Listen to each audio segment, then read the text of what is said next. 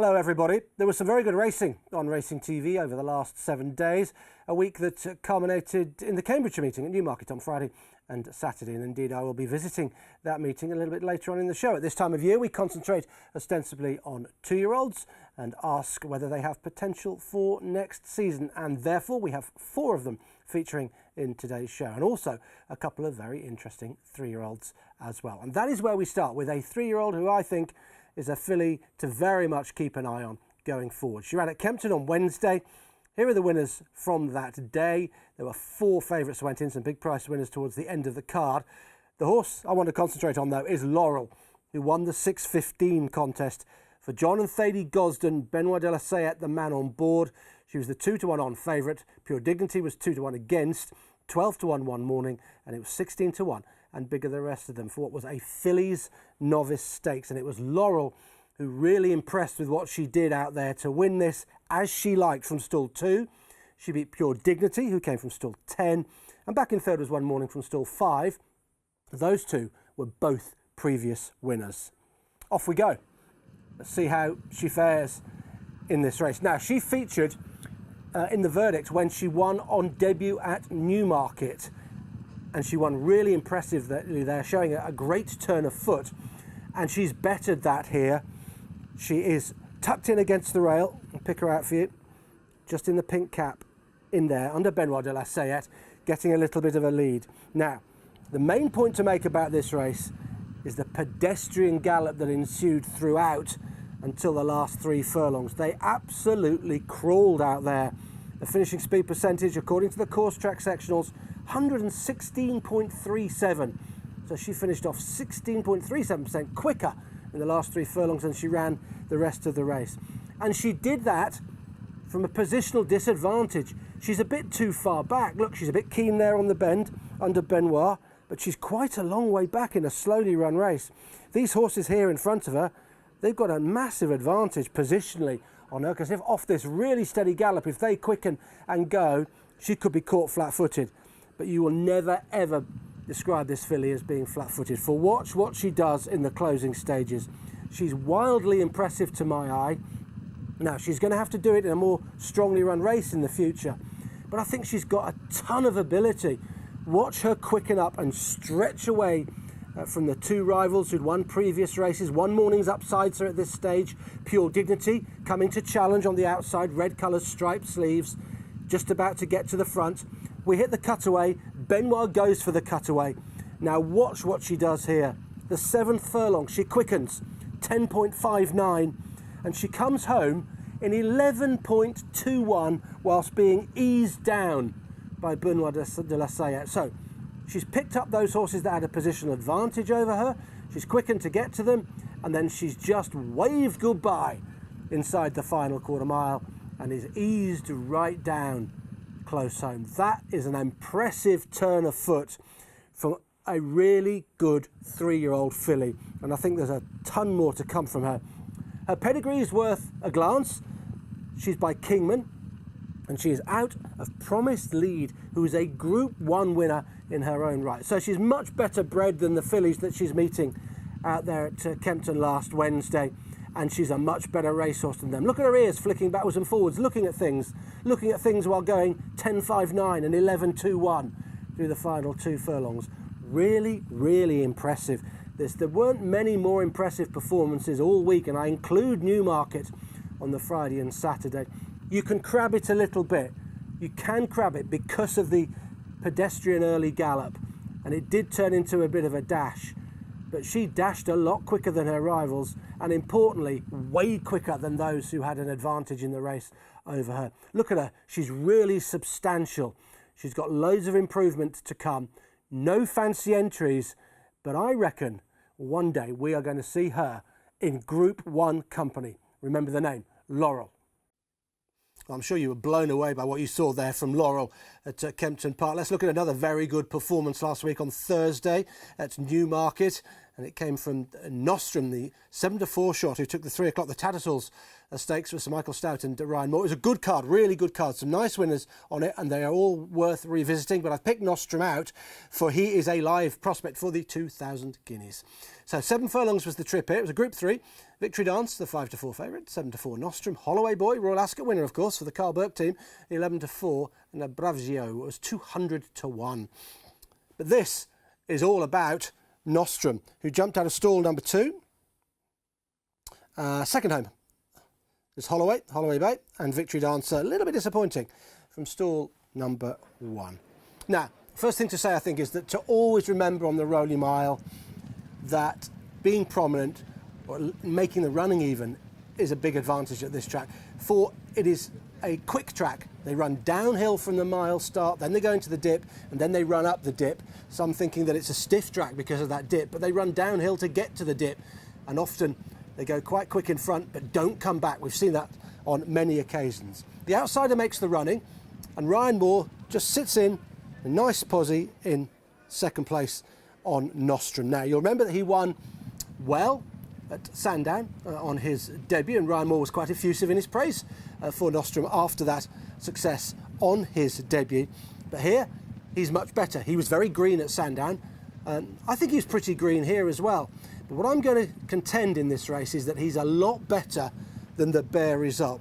This was a solid, if not furious, gallop. It only really picked up 3 furlongs out, finishing speed percentage 107.25%. But the seminal moment is the 6th furlong.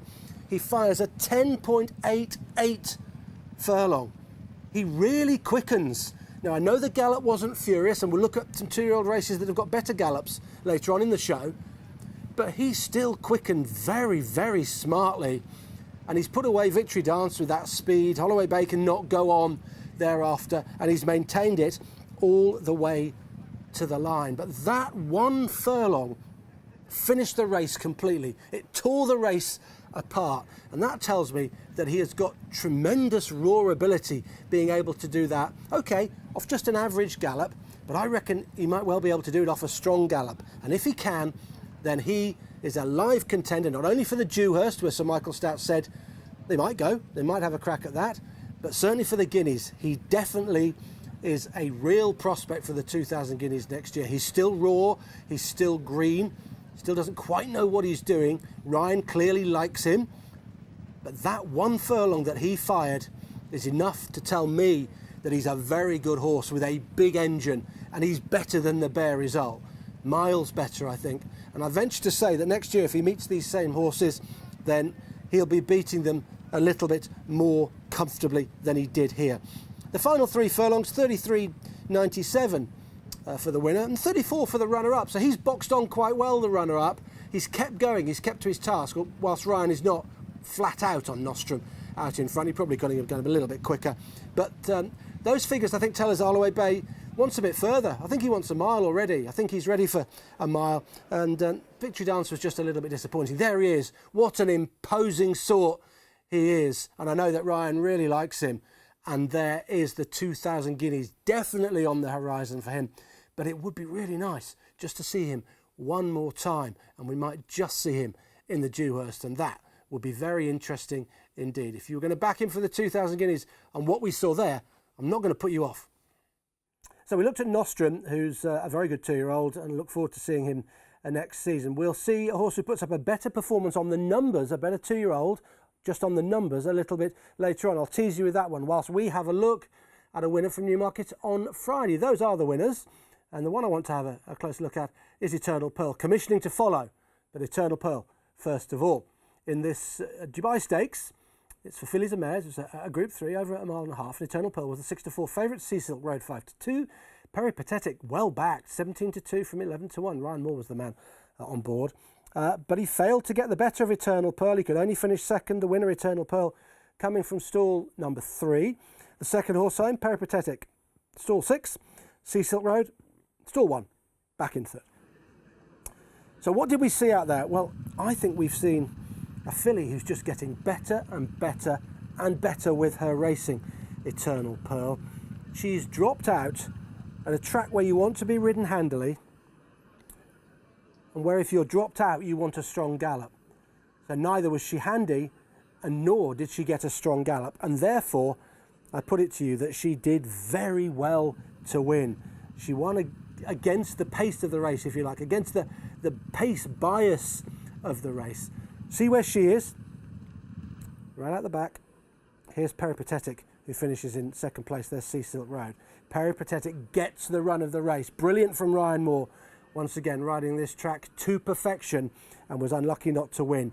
So why didn't he win? Well, he's just come up against a fast improving filly. And why has she suddenly started to improve and won her last 4? Well, one of the factors involved, and it's not a factor that's often talked about, is the hood has been removed. As soon as they took the hood off her, she woke up. She was sleepy in her races, not really travelling with the hood on. Took the hood off, and she's just gone from strength to strength since then. This was a strong staying performance from her, but given how the race was run, she cannot be devoid of speed. The finishing speed percentage tells us that it wasn't a furiously run race, 107.45 according to the course track sectional numbers available on the Racing TV website. And those numbers tell us that she's finished the race off pretty strongly from the back of the field, all of them saving petrol in the early stages as they went very steadily, certainly to halfway. But she quickens up in good style once she gets switched to the outside by William Buick, and she runs down Peripatetic, who's undoubtedly got the run of the race, sat in second place. Not a lot happens at this part. We're just past halfway, and they're still going pretty steady at this stage. I'd like to highlight what Eternal Pearl does in the closing stages now and give you her 10th furlong, which surged her towards the leader Peripatetic, and then ultimately she outstayed Peripatetic, only just, but ultimately she did, 11.22 seconds. Now, Ryan's gone on Peripatetic. He's got first run. William Buick's had to switch, and then he's had to get this filly organised and get her rolling down the outside. And you're not sure really that she's going to get there. She had no right really to get there, given how the race was run, and therefore she has done incredibly well for me to get up and catch Peripatetic. It's a good filly in her own right. This is probably her best turf performance, and she got everything right. Ryan got everything right, but Eternal Pearl is a tough, strong stayer who's just got to her and wins, going away in the end. Won by about a length, ultimately. Wouldn't say it was comfortable, but I would say that she did remarkably well to win. And you've got to mark her up. You've got to give a sectional upgrade to Eternal Pearl, and you've got to think about her for the Kipco fillies and mares at Ascot on Champions Day. She handles a bit of dig in the ground. She'll probably get it there at Ascot.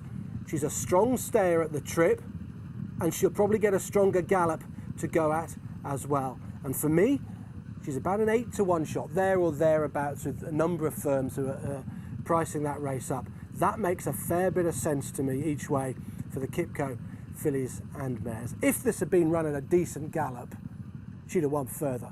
I've got absolutely no doubt about that, and I'm not dissing Peripatetic. I think she's a really nice filly. What I'm saying is the winner is very good, and she's better than she was able to show here. Against the pace bias, she got up and she won for Charlie Appleby and William Buick. Onwards and upwards to Ascot next, I suspect. Well, on the same day as Eternal Pearl's winning success in the Dubai Stakes, we had the Rockfel Stakes. Fillies, Group 2, 7 furlongs.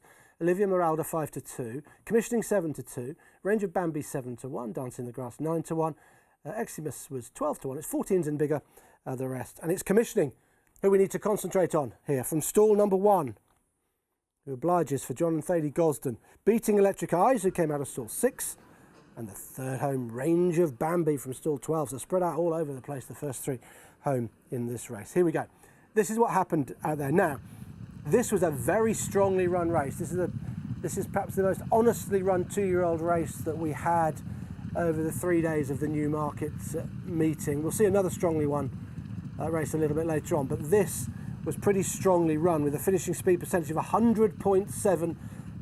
So almost bang on, even fractions from Commissioning, who's out wide on the track out here under Robert Havlin. They're going a really good gallop. You'll see that They take each other on from quite a long way out, and Commissioning eventually outstays her field, in my opinion, staying on really strongly. I'll try and put this race into some sort of context in terms of how it was run. Well, Nostrum, who we saw earlier and were really impressed with, he was slower than this filly, 0.61 seconds slower. I know, different day. Thursday and Friday, we're comparing 2 days, so it's difficult to compare final times. The wind might have been different, perhaps they raced on a slightly different part of the track as well. But that just gives you an idea of how strongly run this is. Not saying Commissioning would beat Nostrum, but this was a more strongly run race. Now, did she quicken? Well, not for me if you look at the figures. I think she just stayed on really strongly through the final 2 furlongs. 11.96 and then quite a slow 12.71. She's staying the trip better than the others, but she's not getting faster in the closing stages. She's just a good, strong stayer at this 7 furlong trip. And the strong gallop, you see how well strung out they are, it found a few of them out, but she didn't buckle and she stayed on really well. Let me give you some of those early fractions just to put some meat on the bones of the finishing speed percentage. 2nd furlong 11.11, 3rd furlong 11.32, 4th 11.46, dipping well under 12 seconds for those early furlongs, and off that a lot of them cried enough to out. She didn't know. She kept rolling and stayed on all the way to the line. So is she just a stayer? Well, her pedigree suggests that she'll definitely stay a mile and maybe a little bit further than a mile next year. I've got no doubt she'd get a mile now, but she's got some speed. This race wasn't a test of speed. This was a test of stamina. But go back to her previous win. Look at what she did on her previous start, where she quickened really well and fired 2 sub-11 second furlongs in a row. So she does possess some tactical speed if she needs it. She didn't need it here because this was a very strongly run race in which she outstayed her rivals. A mile will not be a problem. The time figure she produced here, you might guess, is very good. It's a high triple-digit figure. It makes her one of the best 2-year-old fillies we've seen so far this season, and it makes her a contender for the 1,000 guineas. Okay, 2 more races from Saturday at Newmarket to have a look in the programme now. There are the winners. And it was a very good day's racing. Majestic taking the Cambridgeshire, the big race on the card for the Mick Shannon team. Well done to them with that 25-1 winner of that. It's a big handicap. I want to look at the 2-year-olds. I'm going to start with Lezoo in the 225, and then we'll go on and have a look at Blackbeard in the 3 o'clock. Let's start with the filly, Lezoo. She wins the Jumpmont Cheveley Park Stakes, Group 1 for fillies, over 6 furlongs. Aidan O'Brien's Meditate was 13-8, it was 3-1. Trillium, a bit disappointing, Trillium, 11-2 Lezoo. Morge was 10-1. Treasure Trove 11s, and it was 12-1, and bigger the rest. Yeah, interesting Group 1 this for fillies. Stall 6 for the winner, which was Lezoo, who beat Meditate from stall 3. Gives the form a solid look, actually. Meditate in 2nd, and Morge in 3rd place. I think it's quite a formful race. I think it's quite a good Group 1 for what I'm going to say are sprinting fillies, by and large. So we've looked at a couple of 2-year-olds earlier in the show in Nostrum and Commissioning over 7 furlongs, who one would have thought will be Guineas horses. And often after these 6 furlong races at Newmarket, we muse as to whether horses will stay a mile. I don't think this winner will stay a mile. Don't think she'll necessarily be a Guineas filly, but I think she's very useful, and she did this in pretty good style. What was the pace like here? It was pretty good. Finishing speed percentage 105.21. They didn't go mad, but they're going an honest enough gallop. We've got Swing Along out in front in the blue colours, yellow spots. This horse who won the Lowther, so it's a pretty good deep race this. Meditate coming to challenge, and here's Lezoo on the wide outside, picking up very well in the closing stages and quickening nicely from what was quite a poor position, I thought. 4th furlong, 10.82, 5th furlong, 11.05. And I'd like to make a point about Lezoo's dominance here.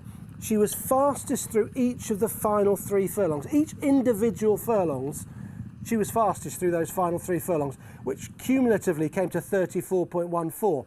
But each of those individual furlongs, she was quicker than her rivals. And therefore, I'm going to conclude that she's a fast filly. She's got tons of speed. And if you look at her pedigree, that backs up what you see here in the visuals and what the course track sectionals tell you, i.e. that she's quick. She's from a precocious sprinting family by Zoo Star out of a Red Club's mare. Loads and loads of speed in the family. She's flashed a lot of it here to land her Group 1. Whether she'd stay a mile has got to be open to question. But of course, you don't have to stay a mile now. There's lots of good races for 3-year-olds shy of that trip, aren't there? So she's got a big future, I think, probably a sprinting future. What of those in behind? I just wanted to mention Meditate, who's in second place, because what Meditate's run here does is advertise the form of Tahira, and it advertises the 1,000 guineas claims of Tahira, not of the winner Lezoo, because Tahira beat Meditate very comfortably in Ireland when they met last time up, and she is prominent in the market for the 1,000 guineas. So that form has been given a bit of a boost, and Tahira looks the real deal now on the back of this and Meditate. A sprinting filly. She's very fast, and 6 furlongs, I think, will always suit. So we saw a good sprinting filly in Lezoo, and then the boys in the Middle Park Stakes Group 1 over 6 furlongs. I think we've seen another very good horse in Blackbeard. Marshman, 15-8 favourite. Blackbeard 100-30. Mischief Magic the same. 6-1 Persian Force. Zoology 11s and 16-1. And bigger the rest of them. It was indeed Blackbeard who obliges for Aidan O'Brien and Ryan Moore. Usual antics down at the start. Don't know why he does what he does, but it doesn't affect how he races. Stall 2 is where he came from. He beat the Antarctic Stable Companion from stall 5. Persian Force from 7 was back in 3rd place. Okay, this is what happened out there. Another good sprinting performance from Blackbeard. I think in contrast to Lezoo, there's a chance that he will stay 7. Not sure he'd necessarily get a mile. He'll definitely stay 7. First thing I want to highlight, look at this. This is Marshman, who went off 15-8 favourite. Way too keen, very keen. You can just see the head there in a sort of a jaunty angle. He's pulling hard. Jockey can't get his hands down the horse's withers, get him settled, and he basically ran his race too soon. He was way too keen, and he had nothing left in the closing stages. Quite a strongly run affair this. Finishing speed percentage 100.28. So they've not messed about as Persian Force goes to the front past Marshman. It still doesn't help Marshman settle. He wants to do it all in one breath at the moment, that horse, and maybe he's a 5 furlong horse. Blackbeard just moving up now under Ryan. Just here, coming up to challenge Persian Force, who's out in front at this stage. And the Antarctic, he's tucked in behind. He finishes off quite well, the Antarctic, to grab 2nd place. But Blackbeard now coming to grab the winner. The 5th furlong settled this race, as far as Blackbeard's concerned, 11.27 seconds. He quickened up pretty well. It put Persian Force away. Marshman had pulled his race away, and then the Antarctic just picked up pieces in the closing stages. But Blackbeard was too good for these. He showed a nice turn of foot. He's getting tired late on. That's because, rather like Commissioning's race, where Commissioning was slow in the final furlong, Blackbeard is slow because they've gone pretty hard. This race and Commissioning's races are the 2 strongly run 2-year-old races over the weekend at Newmarket. But this horse, there he is in shot. He is testament to aggressive campaigning from Aidan O'Brien. He's not left him in his box. He's let him get on with it. He's run 8 times this season already. He's won 6 of them. And he's a very good horse. He's certainly incredibly durable. And I'm sure that they'll be considering a trip to the Breeders' Cup with him now. Take him over there and perhaps have a go at the juvenile sprint. That might be the way they want to go. They might try the Dewhurst. He's entered in it. And they might just decide to just tinker with 7 furlongs for him. I'm not necessarily sure he'll get it, but there's a bit of hope in his pedigree that he might get it. So they might tinker with that to see whether they've got a Guineas horse for next year. But of course they've got plenty more in the yard, haven't they? They've got Little Big Bear for a start. So it'll be my guess that they might go to the Breeders' Cup with this fella. He was pretty impressive out there. The time was good. They went a strong, honest gallop. It was a proper test. Persian Force brought decent form to the party, and he was pretty well beaten in the end. So you have to be quite impressed with Blackbeard, who raced nice and prominent throughout the race, which is always a good thing on the Rolling Mile. And he wins yet again. He is something of a winning machine. and he took that Group 1 at Newmarket in good style. So it was a good week, really. We saw some really nice 2-year-old performances, Commissioning and Nostrum, heading for the Guineas. I'm absolutely sure of that, and perhaps 2 sprinters in Blackbeard, and definitely I think a sprinter as far as Lezoo is concerned. But you know, the first one we looked at, the first horse we saw back at the beginning of the show, that might just be, in time, the best horse that we saw here on the verdict this week. Laurel for John and Thady Gosden. Hugely impressive when winning at Kempton last week, and she has got some powerful turn of foot. Look out for her wherever she goes next. One day, I'm sure, Group 1 company. Thanks for watching this week. We've got plenty to come next week. Be sure to join us.